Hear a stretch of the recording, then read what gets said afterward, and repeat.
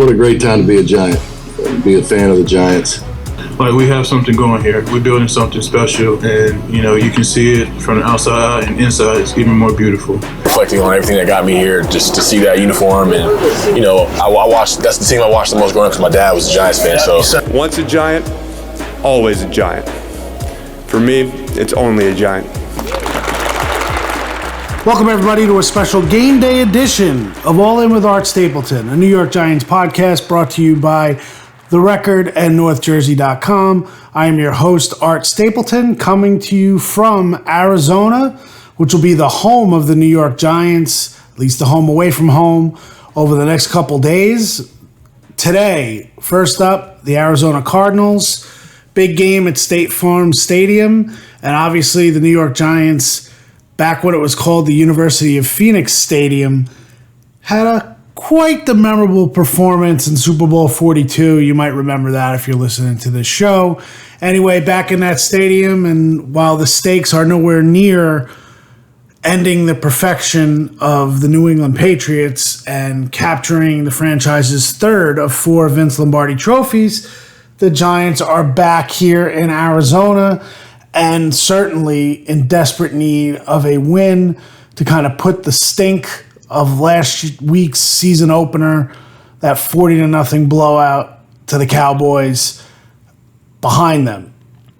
What to expect today? All right, let's just get to what I expect today.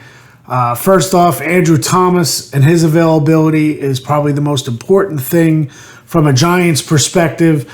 I think Thomas will give it a go in the pregame.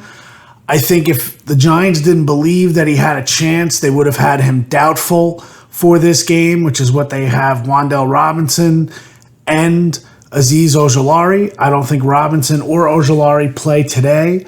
I think Ojulari is probably out through the week, depending on how his hamstring heals. But I think Robinson ends up making his debut in Santa Clara on Thursday night against the 49ers. But in terms of Thomas, I believe he'll be on the field early, as will I. I will be down there, at least in the press box, early enough to be able to watch Thomas, see him go through his early test with the training staff, and I think he'll end up giving it a go tomorrow.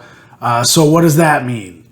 Well, the offensive line, part of me, the closer we get to the game, believes that the Giants have some possibilities to which to go as far as changing the configuration of the offensive line, but I'm not convinced that they make a deal and decide to make a change tomorrow.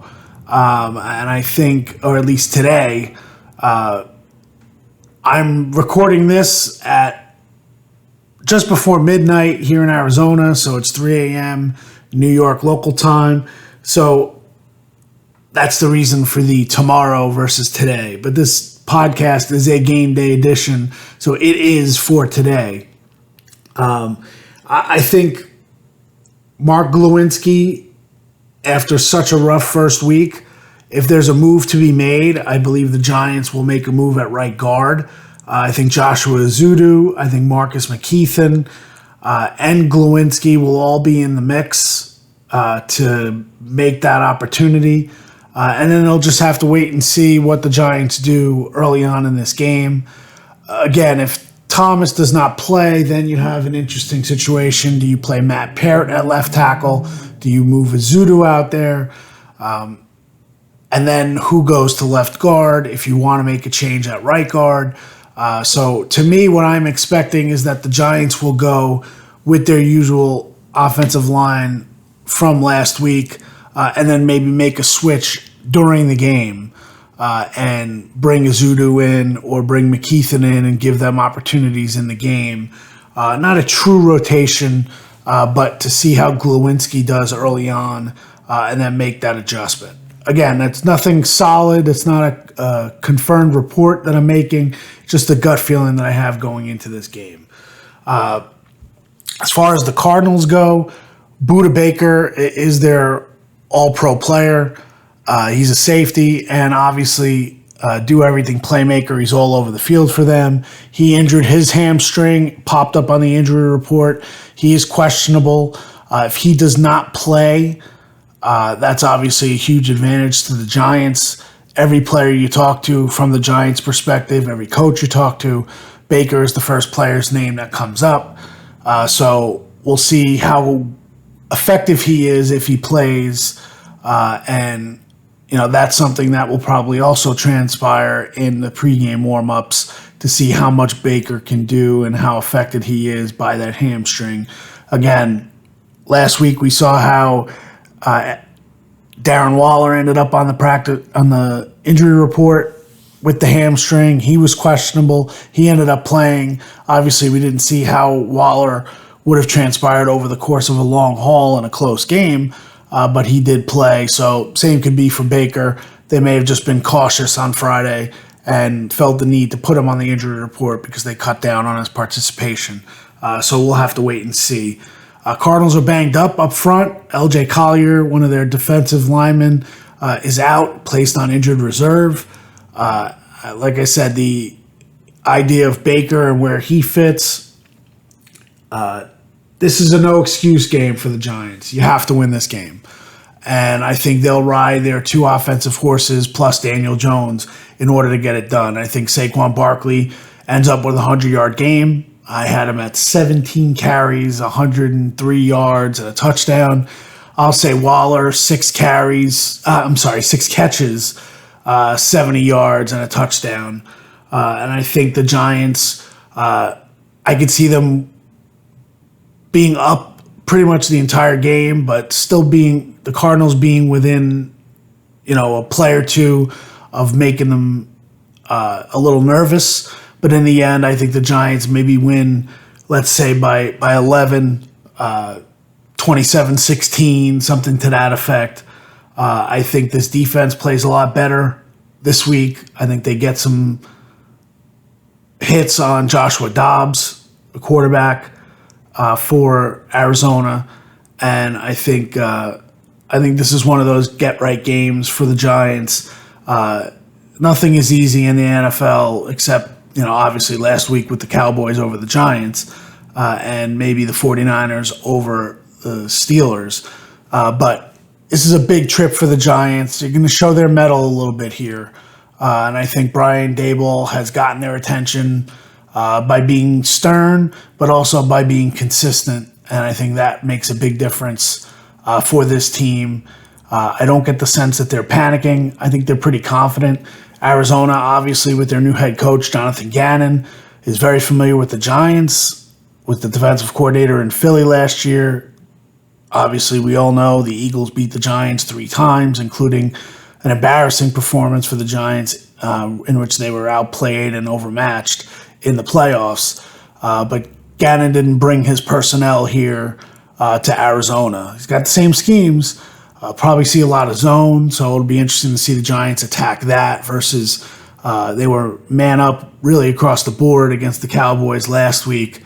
So I think that might play to the advantage of the Giants in their passing game, trying to find space.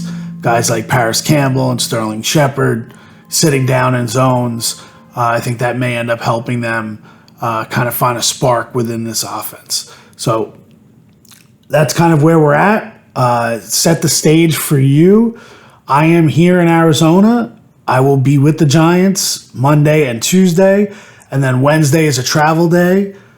I'm heading to San Francisco on Tuesday night after all the availability with the Giants, and then we will be in Santa Clara on Thursday for the game against the 49ers, Thursday Night Football, Amazon Prime, all the bells and whistles for Giants 49ers. I know there's a big hesitancy from the fan base, or at least people I've talked to, of having another Cowboys embarrassment happen against the 49ers. I would just caution you and say, first things first, go out, play a good game, kind of redeem yourself a little bit off of last week, get the win over the Cardinals, which you only do by playing well. If you play around with the Cardinals, every team in the league is talented enough to beat you. I know that's a cliche, but it's true. And then you just resettle, refocus, and you take your shot on Thursday night against the 49ers, who were really, other than the Cowboys against the Giants, were the most impressive team in week 1 in the NFL. So It'll be interesting, but this is what's supposed to be fun. I say this to Giants fans. Week 1 was not fun, but these are the games you want to play. You want the games to be challenged. You want to show that you can compete. The Giants really didn't compete in Week 1, and circumstances took them out of that. You can't be making mistakes the way they made the mistakes early on in the game, and it kind of snowballed. You might be able to get away with some of that against Arizona. They just don't have the type of talent and game-changing talent that the Cowboys do. There is no Micah Parsons on this team. Budda Baker can make plays. Jalen Thompson on the back end can make plays. But they're not going to attack you with the type of skill set and ferocity that the Cowboys can go after a wounded offensive line. And that's what they did. So you might be able to get away with a couple of those mistakes and make some plays. But in the end, you're not going to beat a team like San Francisco in Week 3 if you play like that. And you will put yourself in a slugfest with the Arizona Cardinals if you keep making mistakes after mistakes. So as Brian Dable told the team in the locker room after the game, relayed by Wink Martindale, you can't let one game beat you twice. And that one game for the Giants, 40-0, was as ugly as it gets. But you can't allow that game to beat you this week. And I think that's kind of been the approach. That's the way the Giants are going after it. And I think it'll end up being a good day for the Giants. Like I said, I think it'll be closer than some would like early on. This is the NFL. The Cardinals will play hard, and the Giants have to match them early. I think in the end, the star power of the Giants take over this game in the end. I think Daniel Jones plays a lot better. I think the offensive line is serviceable. I think defense is going to make some plays. Watch for Xavier McKinney. He was one of the few bright spots in Week 1. I think he has a big game tomorrow or later today when you're listening to this, and it'll be interesting. So as always, as I remind you, we are all in. We appreciate you being all in too. We'll be back after the game with our post-game reaction podcast, and then we are going nowhere. We are here in Arizona and then San Francisco. So we are the place. Lock it in. All in with Art Stapleton. Talk to you after the game tonight.